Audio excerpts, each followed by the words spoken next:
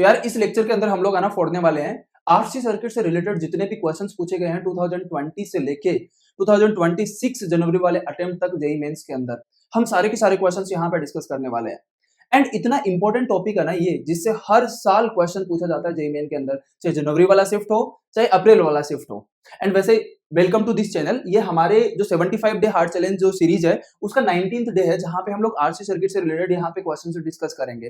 ठीक है, देखो आरसी सर्किट से रिलेटेड क्वेश्चन सोल्व करने के लिए अगर आपने फंडामेंटल चीजें समझ ली ना, बहुत बेसिक बेसिक बातें हैं, अगर आपने वो समझ ली तो आप आरसी सर्किट से रिलेटेड कोई भी क्वेश्चन सोल्व कर सकते हैं।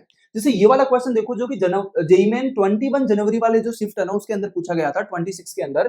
तो यहाँ पे देखो डायोड भी उसने ऐड कर दिया, एंड यहाँ पे कैपेसिटर है, बैटरी है, रेजिस्टेंस है। तो इतना पार्ट तो आरसी सर्किट आप लोगों को दिख रहा हो, और बीच में उसने डायोड भी घुसा दिया। लेकिन डायोड घुसाने से क्वेश्चन यहाँ पे टफ नहीं बनता। अगर आपको स्मॉल स्मॉल चीजें, बेसिक चीजें भी अगर आपको पता है तो आप बहुत ही इजीली इस क्वेश्चन के साथ में डील कर सकते हैं। ठीक है, अब यहाँ पे ध्यान से समझो, क्वेश्चन को सोल्व करने से पहले मैं आप लोगों को आरसी सर्किट जो चार्जिंग वाला जो केस है उससे रिलेटेड मैं आप लोगों को थोड़ी थ्योरी एक्सप्लेन करूंगा।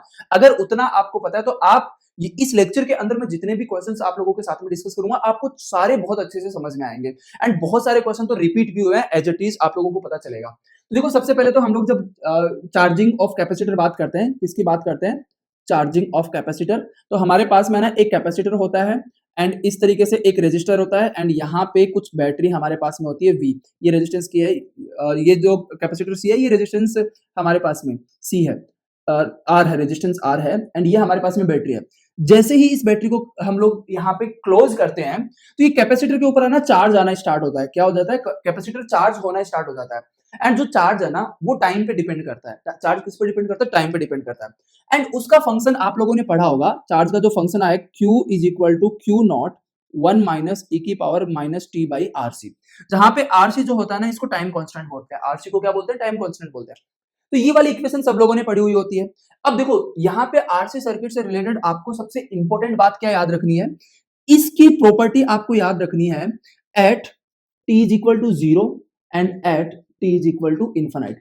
t is equal to infinite का मतलब होता है स्टडी स्टेट। ध्यान से समझना, t is equal to infinite का मतलब होता है स्टडी स्टेट या long after closing the switch. इस टाइप की जब टर्म यूज करता है कि स्विच को क्लोज करने के कुछ टाइम बाद में, तो हम उसका मतलब होता है t is equal to infinite. And just after closing the switch की अगर बात आती है तो यहाँ पे होता है मतलब t इज इक्वल टू 0। तो t इज इक्वल टू 0 के ऊपर कैपेसिटर के ऊपर चार्ज होता है 0, एंड सर्किट के अंदर जो करंट होती है ना वो क्या होती है? मैक्सिमम। देखो ये चार्ज की इक्वेशन आई ना, इस चार्ज की equation I is equal to, अगर आप dq बाई dt कर देंगे, इसका डिफरेंशिएशन कर देंगे तो आपको करंट मिल जाएगी, जो भी करंट इस सर्किट में फ्लो कर रही है। तो यहाँ पे t इज इक्वल टू 0 पे कैपेसिटर के ऊपर चार्ज 0 है, सर्किट के अंदर करंट मैक्सिमम है। एंड यहाँ पे जो कैपेसिटर जो होता है ना वो काम करता है शॉर्ट सर्किट की तरह। किसकी तरह काम करता है? शॉर्ट सर्किट की तरह। अगर आपने ये समझ लिया, इन प्रॉब्लम में कुछ भी नहीं है, बहुत इजी प्रॉब्लम है। एंड अगर हम लोग बात करते हैं T is equal to infinite की, तो कैपेसिटर के ऊपर जो चार्ज होता है ना वो मैक्सिमम चार्ज होता है, एंड इसकी वैल्यू होती है सीवी। इसकी वैल्यू कितनी होती है? सीवी होती है। एंड जो करंट होती है ना वो मिनिमम करंट होती है, एंड इसकी वैल्यू कितनी होती है? 0। मतलब t is equal to infinity के ऊपर या स्टडी स्टेट कंडीशन के अंदर ये जो कैपेसिटर है फुली चार्ज हो जाता है, एंड वो चार्ज की वैल्यू कितनी होती है? सीवी होती है। एंड ये जो है ना ये कैपेसिटर काम करता है ओपन सर्किट की तरह, ओपन सर्किट की तरह काम करता है। मेरी बात समझ में आ गई? अगर इतना समझ में आ गया तो आप लोगों के लिए क्वेश्चन आसान हो जाएगा। एंड यहाँ पे आप लोगों को पता होगा कि अगर कोई डायोड होता है हमारे पास में, पीएन जंक्शन डायोड होता है, तो फॉरवर्ड बायस का मतलब क्या होता है? ये पॉजिटिव होता है, ये नेगेटिव होता है। मतलब यहाँ पे हाई पोटेंशियल है एंड यहाँ पे लो पोटेंशियल है, तो ये फॉरवर्ड बायस में होता है। एंड फॉरवर्ड बायस में ये एक कंडक्टिंग वायर की तरह काम करता है। किसकी तरह काम करता है? कंडक्टिंग वायर की तरह। लेकिन अगर हमारा डायोड मान लो कुछ ऐसा है, डायोड ऐसा है इसमें ये लो पोटेंशियल है, ये यहाँ पे हाई पोटेंशियल है, तो अगर यहाँ पे P जो है लो पोटेंशियल से कनेक्टेड होता है, तो ये तो हो गया फॉरवर्ड बायस, एंड ये हो गया reverse bias. And reverse bias के अंदर ये जो है ना ये किसकी तरह काम करता है? ओपन सर्किट की तरह काम करता है। ये हो गया हमारा शॉर्ट सर्किट, ये हो गया हमारा ओपन सर्किट। बस इतनी चीज पता है तो आप लोगों को ये क्वेश्चन समझ में आ जाएगा।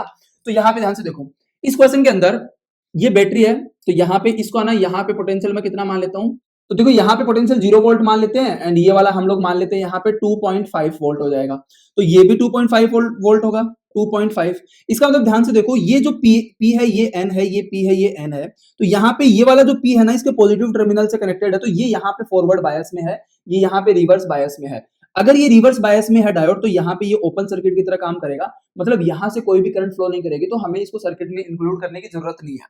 अब आ जाती है इसके ऊपर, तो यहाँ पे फॉरवर्ड बायस में तो मतलब ये एक कंडक्टिंग वायर की तरह काम करेगा, मतलब इस डायोड में यहाँ पे एक कंडक्टिंग वायर का काम है। एंड अब देखो यहाँ पे स्टडी स्टेट की बात कर रहा है, तो स्टडी स्टेट में कैपेसिटर जो होता है ना, कैपेसिटर फुल्ली चार्ज हो जाता है एंड वहां पे वो किसकी तरह काम करता है, ओपन सर्किट की तरह काम करता है। यहाँ पे क्वेश्चन में हमें बताना है कि स्टडी स्टेट में इस कैपेसिटर पे कितना चार्ज आ जाएगा। कैपेसिटर पे चार्ज आने का मतलब क्या है, ध्यान से समझना है। कैपेसिटर पे चार्ज आने का मतलब है कि इसके अक्रॉस हमें पोटेंशियल डिफरेंस फाइंड आउट करना। इसके अक्रॉस क्या फाइंड आउट करना, पोटेंशियल डिफरेंस फाइंड आउट करना।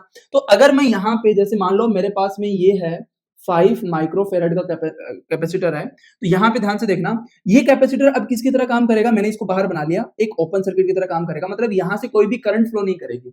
अगर यहाँ से कोई भी करंट फ्लो नहीं करेगी तो इस पॉइंट का पोटेंशियल मैं Vx मान लेता हूँ, इस पॉइंट का पोटेंशियल Vy मान लेता हूँ।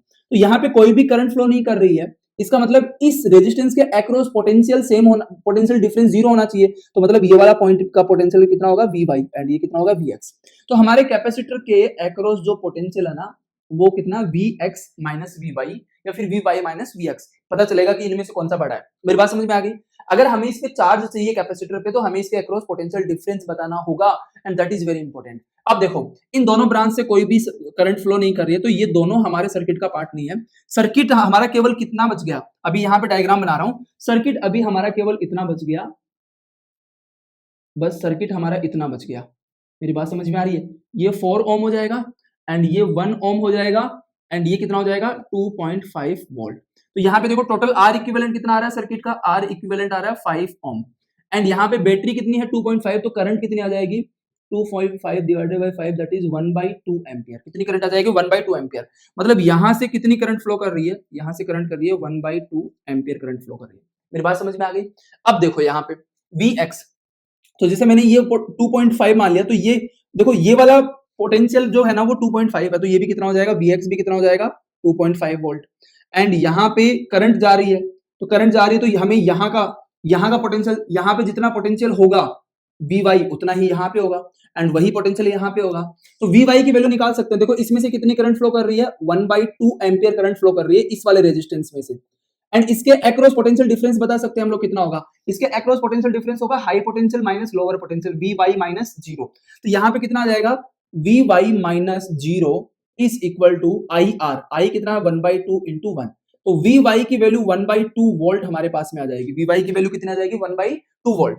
तो यहाँ पे Vx हमारा 2.5 वोल्ट है, ये कितना है 1/2 वोल्ट है। तो यहाँ पे इसके अक्रॉस डेल्टा V कितना आ जाएगा, delta V is equal to आ जाएगा 2.5 माइनस 1/2 दैट इज 2 वोल्ट। ये डेल्टा V की वैल्यू आ जाएगी। एंड इसके ऊपर चार्ज चाहिए, तो चार्ज की वैल्यू हम लोग बहुत सिंपली लिख सकते हैं, Q इज इक्वल टू यहाँ पे कितना आ जाएगा, CV। तो Q is equal to V कितना है यहाँ पे 2 इंटू 5 माइक्रोफेरेड, तो Q की वैल्यू आ जाएगी 10 micro coulomb. And this is the final answer of this problem. तो आई होप आप लोगों को ये वाली प्रॉब्लम समझ में आएगी। यहाँ पे डायोड को घुसा दिया, तो डायोड को घुसाने से ना आपको उसकी पता होना चाहिए कि फॉरवर्ड बायस में डायोड कब होता है, रिवर्स बायस में डायोड कब होता है। उसके बाद में ये प्रॉब्लम आसान थी। अब आ जाते हैं हम लोग क्वेश्चन नंबर 2 के अंदर। तो मैं इसको थोड़ा सा यहाँ पे मिटा देता हूँ क्योंकि हमें थोड़ी जगह चाहिए। तो आई होप आप लोगों को फर्स्ट वाला जो क्वेश्चन है ना वो समझ में आया होगा। अब ध्यान से देखना यहाँ पे, ओके अब ध्यान से देखना इधर। यहाँ पे क्वेश्चन में क्या बोला गया है, what is the reading of ammeter A in steady state in the following circuit. Steady state की बात कर ली, मतलब जैसे स्टडी स्टेट बोला t is equal to infinite consider करना है, and t is equal to infinite पे कैपेसिटर एक ओपन सर्किट की तरह काम करेगा। तो यहां से कोई भी करंट फ्लो नहीं करेगी, मतलब ओपन सर्किट की तरह काम करेगा, तो यहां से कोई भी करंट फ्लो नहीं करेगी। अगर यहां से कोई भी करंट फ्लो नहीं करेगी तो हम लोग इसको सर्किट से यहां से क्या कर सकते हैं, रिमूव कर सकते हैं। अब देखो हमारा सिंपल जो करंट इलेक्ट्रिसिटी वाला जो सर्किट है ना वैसा बन गया। अब हमारा काम आसान हो जाएगा। सो हमें यहाँ पे बताना है कि इस एमीटर की रीडिंग बतानी है। एमीटर की रीडिंग मतलब यहां से कितनी करंट फ्लो करेगी, ये मान लेते हैं आई डेज, क्या मान लेते हैं आई डेज। एंड बैटरी से यहाँ पे कितनी करंट फ्लो कर रही है, आई करंट फ्लो कर रही है। We have to find this I days ना। अब ध्यान से देखो, ये दोनों किसमें है, ये दोनों पैरेलल में है, तो इनका कितना आ जाएगा 4 ओम। ये 4 ओम, ये 4 ओम दोनों सीरीज में है, तो टोटल मिलकर कितना बनाएंगे 8 ओम। एंड वो 8 ओम जो ये दोनों मिलके यहाँ पे 8 ओम बनाएंगे, ये 8 ओम एंड ये 8 ओम दोनों किसमें है, पैरेलल में, तो इनका कितना आ जाएगा 4 ओम। एंड ये 4 ओम इसके साथ में किसमें है, सीरीज के अंदर है। तो आर इक्विवेलेंट जो आएगा ना वो कितना आ जाएगा 5 ओम, एंड ये करंट जो आएगी ये आई की वैल्यू आ जाएगी 10/5 दैट इज 2 एम्पियर। कितना आ जाएगी 2 एम्पियर। अब ध्यान से समझना इधर, तो यहां से कितनी करंट फ्लो कर रही है 2 एम्पियर करंट फ्लो कर रही है, एंड ये करंट यहां पे आके कुछ इधर जाएगी कुछ इधर जाएगी। अब देखो ये वाला रेजिस्टेंस कितना है 8 ओम, ये भी तो टोटल 8 है ना, ये पूरा टोटल कितना है 8। इसका मतलब 1 एम्पियर करंट इधर जाएगी एंड 1 एम्पियर करंट इधर जाएगी। ये 1 एम्पियर देखो यहाँ पे 8 है तो ये 1 एम्पियर इधर से 1/2 एम्पियर जाएगी, इधर से 1/2 एम्पियर जाएगी, एंड यहाँ पे आके दोनों आना कितना हो जाएगा 1/2 प्लस 1/2 दैट इज 1 एम्पियर फिर से हो जाएगा। मतलब हमारा यहाँ पे एमीटर से कितनी करंट फ्लो कर रही है 1 एम्पियर करंट फ्लो कर रही है। ठीक है, तो ये मोर ऑफ द इसमें कैपेसिटर घुसा दिया। अगर आपको पता है कि t इक्वल टू इन्फिनिटी पे कैपेसिटर कैसे काम करता है तो आप लोगों के लिए ये वाली प्रॉब्लम है ना कुछ भी नहीं है।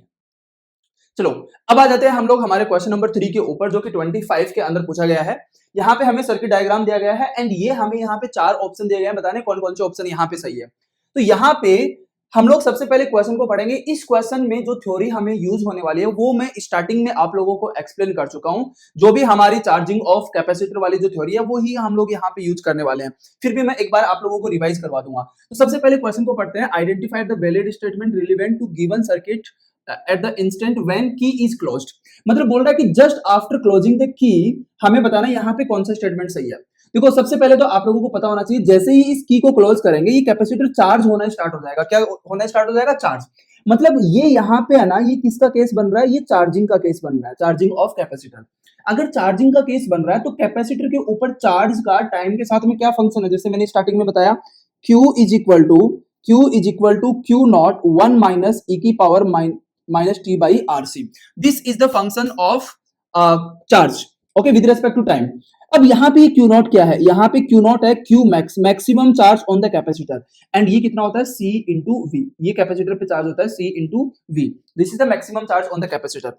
अब सवाल ये आता है कि यहाँ पे जो कैपेसिटर है ना, कैपेसिटर को आप लोगों का जब भी आरसी सर्किट की प्रॉब्लम आप लोग करते हैं तो आरसी सर्किट की प्रॉब्लम आप लोग तभी कर पाएंगे जब कैपेसिटर का बिहेवियर पता होगा आप लोगों को t is equal to 0 and t is equal to infinity पे।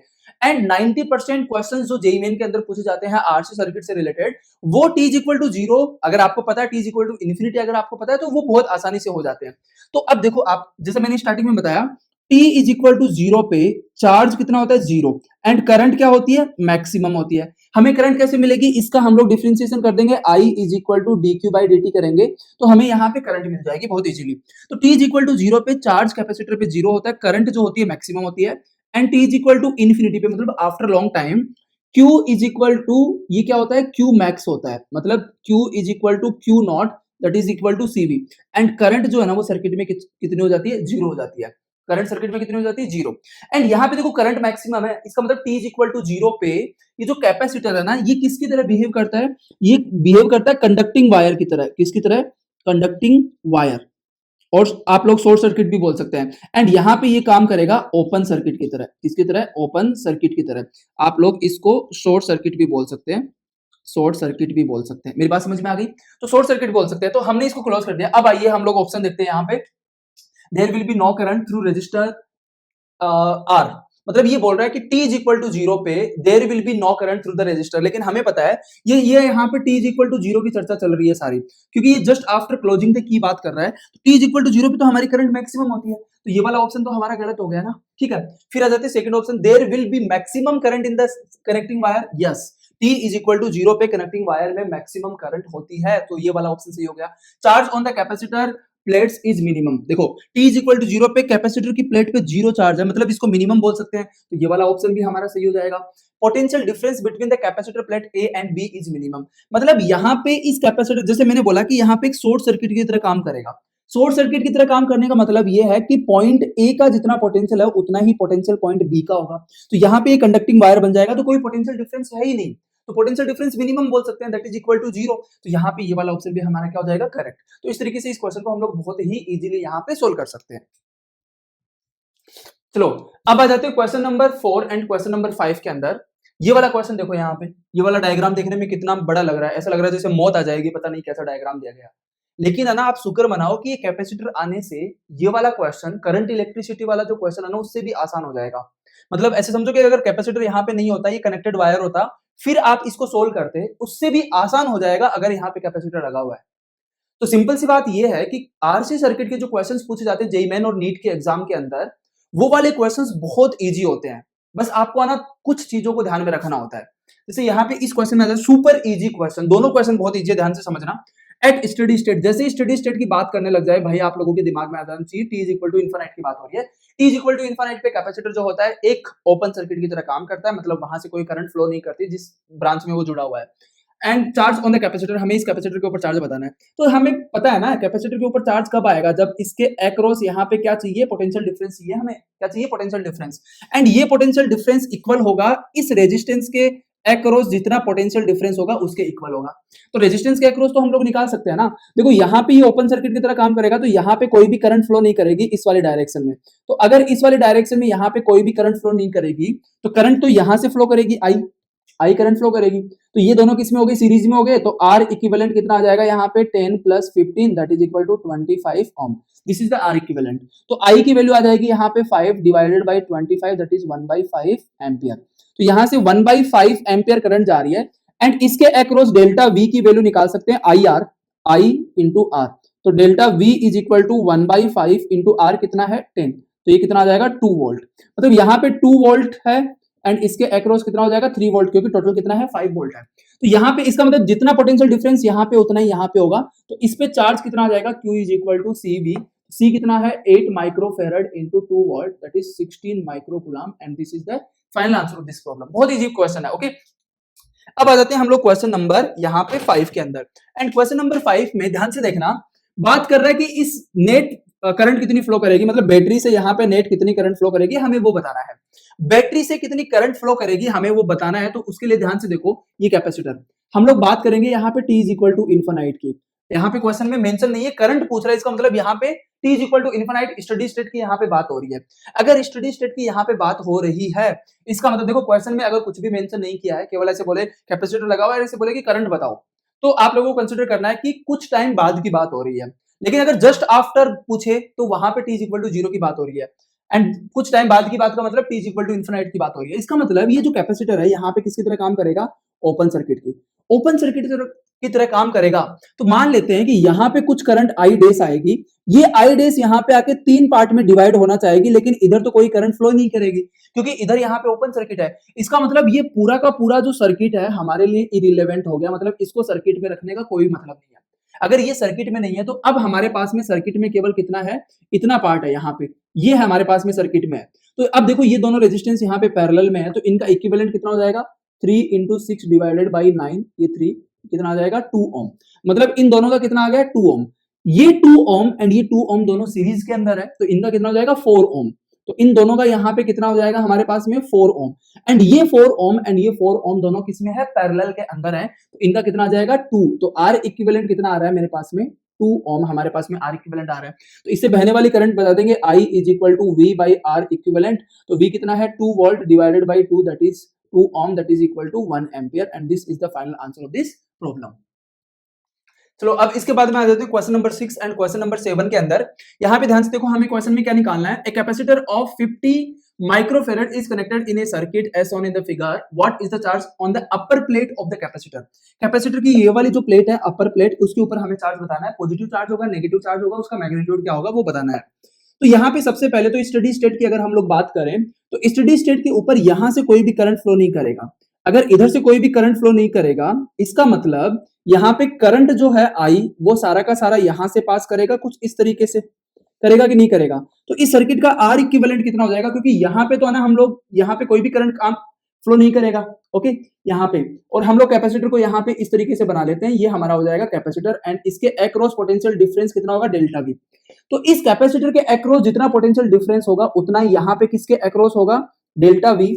तो यहाँ पे इस रेजिस्टेंस के अक्रॉस जितना पोटेंशियल डिफरेंस है उतना ही पोटेंशियल डिफरेंस किसके अक्रॉस आएगा, कैपेसिटर के अक्रॉस आएगा। एंड सी की वैल्यू यहाँ पे कितनी दे रखी है, 50 माइक्रोफेरेड।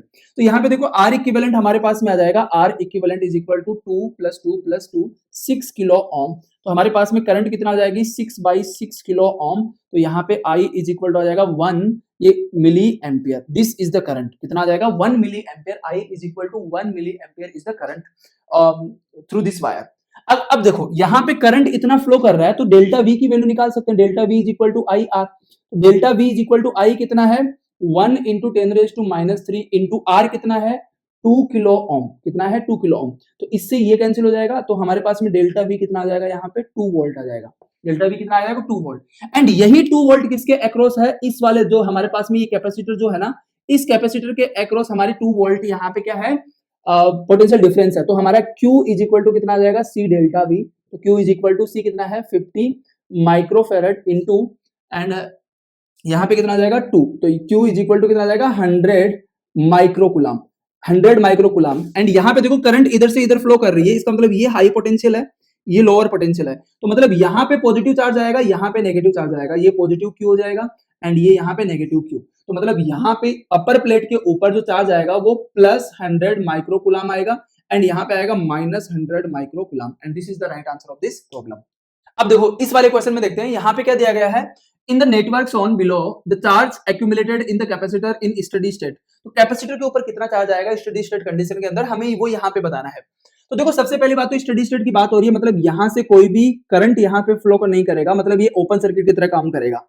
इस पॉइंट का पोटेंशियल मैं Vx मान लेता हूँ, इस पॉइंट का पोटेंशियल Vy मान लेता हूँ, यहाँ पे कोई भी करंट फ्लो नहीं करेगा, इसका मतलब इस रेजिस्टेंस में से करंट नहीं जा रही है, मतलब इसके अक्रॉस पोटेंशियल डिफरेंस 0 होना चाहिए, तो ये वाला पॉइंट भी हमारा Vy हो जाएगा, ये कितना हो जाएगा Vx।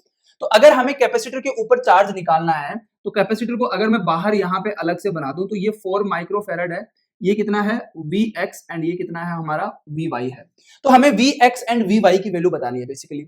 अब ध्यान से देखो करंट यहाँ पे कैसे फ्लो करेगी, आई ऐसे, इधर कोई करंट नहीं जाएगी, ये आई करंट ऐसे फ्लो करेगी, एंड सर्किट का आर इक्विवेलेंट कितना हो जाएगा, आर इक्विवेलेंट 6 + 4 कितना हो जाएगा 10 ओम, एंड यहाँ पे आई कितना आ जाएगा V/R equivalent that is 3/10 ampere, कितना आ जाएगा 3/10 एम्पियर हमारी क्या आ जाएगी यहाँ पे करंट आ जाएगी। अब देखो अगर मैं ये वाला पोटेंशियल यहाँ पे 3 वोल्ट मान लो, तो ये कितना हो जाएगा 0 वोल्ट, तो ये भी यहाँ पे कितना हो जाएगा 3 वोल्ट, तो ये भी 3 वोल्ट हो जाएगा। अब ध्यान से देखो ये Vy है, तो ये भी कितना हो जाएगा Vy। अब देखो इस वाले रेजिस्टेंस से कितनी करंट फ्लो कर रही है, यहाँ पे 3/10 एम्पियर करंट फ्लो कर रही है, तो हम लोग यहाँ पे Vy की वैल्यू निकाल सकते हैं। तो यहाँ पे आना delta V is equal to क्या लिख सकते हैं IR, डेल्टा V कितना आ जाएगा Vy - 0 is equal to 3/10 into 4, तो यहाँ पे 2 आएगा, यहाँ पे 5 आएगा, तो Vy की वैल्यू आ जाएगी यहाँ पे 6/5 वोल्ट। Vy कितना आ जाएगा 6/5 वोल्ट। तो अब देखो Vx हमारे पास में कितना आ गया, Vx हमारे पास में 3 वोल्ट आ जाएगा एंड Vy हमारे पास में 6/5 वोल्ट आ जाएगा। तो इसके across potential difference delta V की वैल्यू कितनी आ जाएगी, delta V is equal to 3 - 6/5, तो 6/5, तो डेल्टा V इज इक्वल टू कितना आ जाएगा 15 - 6 9/5, कितना आ जाएगा 9/5, ये डेल्टा V की वैल्यू आ जाएगी। एंड यहाँ पे कैपेसिटर की वैल्यू कितनी दी गई है 4 माइक्रोफेरेड, तो कैपेसिटर की वैल्यू पता है, तो हम लोग Q is equal to C delta V लगाएंगे, तो Q is equal to C 4 microfarad into 9/5, यहाँ पे कितना आ जाएगा वोल्ट, तो Q की वैल्यू यहाँ पे कितनी आ जाएगी 36/5, तो ये आ जाएगा 7.5, एक minute 7.2 microcoulomb, this is the final answer. Okay चलो अब इसके बाद में आ जाते हैं हम लोग question number 8 and question number 9 के अंदर। ये दोनों क्वेश्चन है ना सेम कॉन्सेप्ट के ऊपर बेस्ड क्वेश्चन है, तो ये वाला 23 में पूछा गया है, ये वाला 24 में पूछा गया है, कुछ भी यहाँ पे अलग नहीं है, केवल यहाँ पे डेटा अलग किया गया है। एंड यहाँ पे आना हमें पोटेंशियल डिफरेंस का रेशियो पूछा है एंड यहाँ पे हमें C1 एंड C2 के ऊपर चार्ज का रेशियो पूछा है। तो अगर आपको पोटेंशियल डिफरेंस पता है, आपको कैपेसिटेंस पता है, तो आप चार्ज तो निकाल ही सकते हैं ना, Q is equal to CV वाला फॉर्मूला लगा के।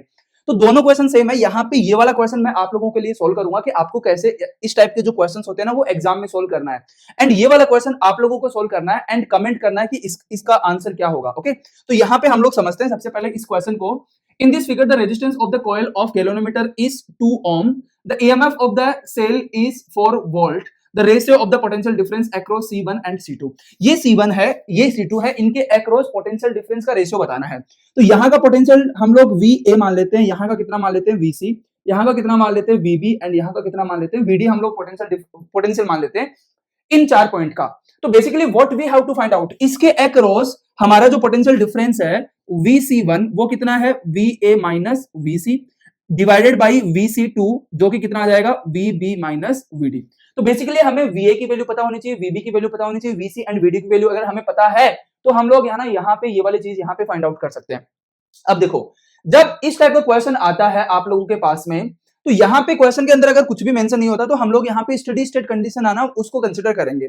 स्टडी स्टेट कंडीशन में यहाँ पे कोई भी करंट फ्लो नहीं करते, मतलब कैपेसिटर जो होता है, मैंने आप लोगों के साथ में जो पीछे क्वेश्चन डिस्कस किए वहां पे मैंने बताया कि स्टडी स्टेट कंडीशन के अंदर कैपेसिटर एक ओपन सर्किट की तरह काम करता है। तो यहाँ पे ये भी ओपन सर्किट होगा, ये भी ओपन सर्किट होगा।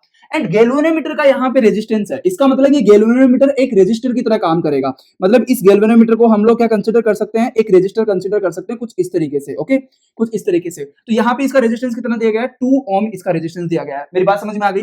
मतलब यहाँ पे इस गैल्वेनोमीटर को हम लोग हटा के यहाँ पे क्या मान सकते हैं कि एक रेजिस्टेंस लगा हुआ है। अब देखो, इधर से तो कोई करंट नहीं जाएगी, तो बेसिकली हमें इनके अक्रॉस पोटेंशियल डिफरेंस बताने का मतलब ये वाली वैल्यू चाहिए। तो देखो, यहां से कोई करंट नहीं जाएगी, तो मान लो इस बैटरी से यहाँ पे आई करंट फ्लो करती है, तो ये आई ऐसे जाएगी, यहां से जाएगी, इधर जाएगी, फिर इधर से आएगी, इधर आएगी, इधर से आके इधर बाहर निकल जाएगी। इधर से भी कोई करंट नहीं जाएगी, इधर से भी कोई करंट नहीं जाएगी। मेरी बात समझ में आ गई? क्योंकि ये दोनों कैपेसिटर जो है ना वो ओपन सर्किट की तरह काम करेंगे, ये बहुत इंपॉर्टेंट है।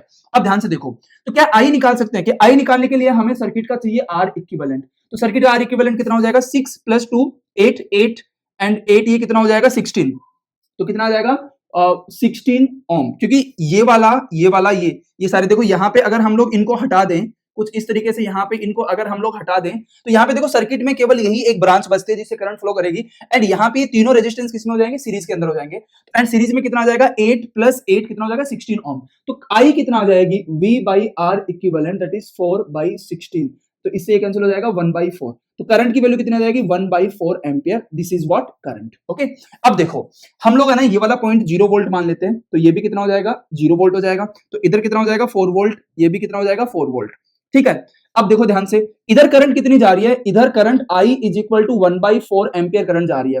तो इस रेजिस्टेंस में से 1/4 एम्पियर करंट जा रही है, तो इसके अक्रॉस पोटेंशियल डिफरेंस कितना हो जाएगा इस रेजिस्टेंस के अक्रॉस, क्योंकि हमें VB की वैल्यू चाहिए। VA एंड VD की वैल्यू हमें मिल गई, यहाँ पे हमें VB की वैल्यू चाहिए। तो VB की वैल्यू हम इस रेजिस्टेंस के अक्रॉस करंट लिखेंगे, तो क्या लिखेंगे यहाँ पे, VA minus VB is equal to IR। तो VA कितना है, 4 minus VB is equal to I कितना है, 1/4 इंटू 6। तो ये कितना आ जाएगा, 3/2। तो VB की वैल्यू हमारी आ जाएगी 4 minus 3/2 that is equal to 8 minus 3 5/2 volt. कितना आ जाएगा, 5/2 volt is the VB। Okay, अब देखो यहाँ पे हम लोग VC की वैल्यू निकाल सकते हैं, ये तो 0 है, इसमें से भी कितनी करंट फ्लो कर रही है, इधर भी I = 1/4 एम्पियर करंट कर रही है, फ्लो कर रही है इससे। तो इसके अक्रॉस पोटेंशियल डिफरेंस कितना लिखेंगे, VC minus VD is equal to IR। तो VC कितना है, यहाँ पे VC की वैल्यू हमें फाइंड आउट करनी है, VD की वैल्यू 0 है, इज इक्वल टू I कितना है, 1/4 इंटू 8, इससे ये कैंसिल हो जाएगा 2 टाइम्स। तो VC की वैल्यू हमारी कितनी आ जाएगी, 2 वोल्ट।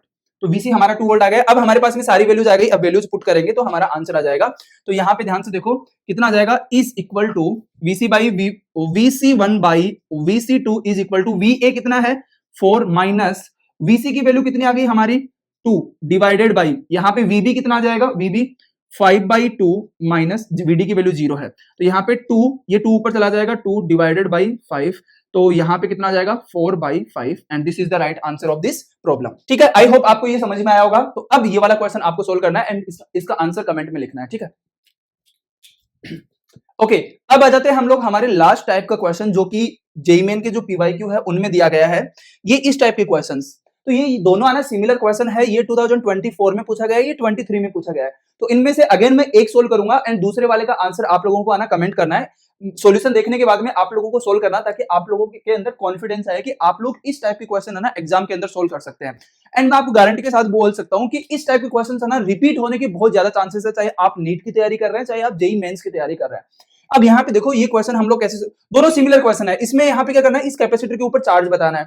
यहाँ पे क्या करना है, ये कैपेसिटर ने कितनी एनर्जी स्टोर कर रखी है वो बताना है। तो अगर हमें चार्ज पता है, C पता है, तो एनर्जी तो हम लोग निकाल सकते हैं ना हाफ CV² से।